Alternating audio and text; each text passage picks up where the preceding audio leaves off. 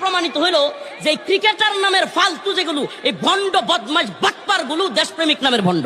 একটা বাটপার বিরোধী একটা পোস্ট করতে পারছে। দেখেন, আমার এই ক্রিকেট নিয়ে কথা বলা উদ্দেশ্য ছিল না, উদ্দেশ্য হলো গোলামি, উদ্দেশ্য হলো গোলামির বিরুদ্ধে। কে পিন্ডির গোলামি ছেড়ে দিল্লির দাসত্বে আবদ্ধ হবে, কে দিল্লির দাসত্ব ছেড়ে আমেরিকার দাসত্বে আবদ্ধ হবে, ওই ওদের বিরুদ্ধে হলো আমাদের বক্তব্য। আমরা মনে করতাম, আমি মনে করি আপনারা অনেকেই মনে করতেন যে নির্বাচনের আগ মুহূর্তে যারা দেশপ্রেমিক সাজে, জনদরদি সাজে, এই ধরনের রাজনৈতিক নেতারাই হয়তো দেশপ্রেমিকের বন্ড লেবাস ধরে, এটা আমরা সবাই মনে করতাম।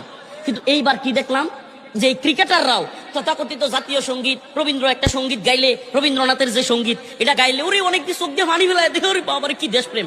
ব্যাটে বলে দুইটা বাড়ি দিয়ে দেশপ্রেম দেখায়, ভাঙ্গা হাত একটু লইয়া একটু খেললেই দেশপ্রেম হয়ে যায়। আরে বেটা, দেশপ্রেম এইটার নাম না। দেশপ্রেম কি?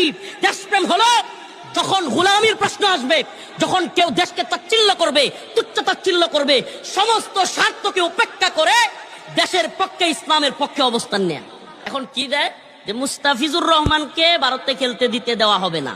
নাম্বার 2, বাংলাদেশের পোশাক পইরা, বাংলাদেশের পতাকাওয়ালা পোশাক পইরা ভারতের স্টেডিয়ামে কেউ গিয়া খেলা দেখতে পারবে না।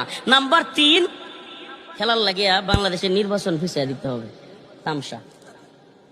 আপনি চিন্তা করতে পারেন, এরপরেও একটা ক্রিকেটার বা একাধিক ক্রিকেটার এরা বলতেছে আমরা ভারত যেতে চাই, নাইলে আমরা ক্ষতিগ্রস্ত হয়ে যাব। বুঝছেন বাটপার গুলোর অবস্থা?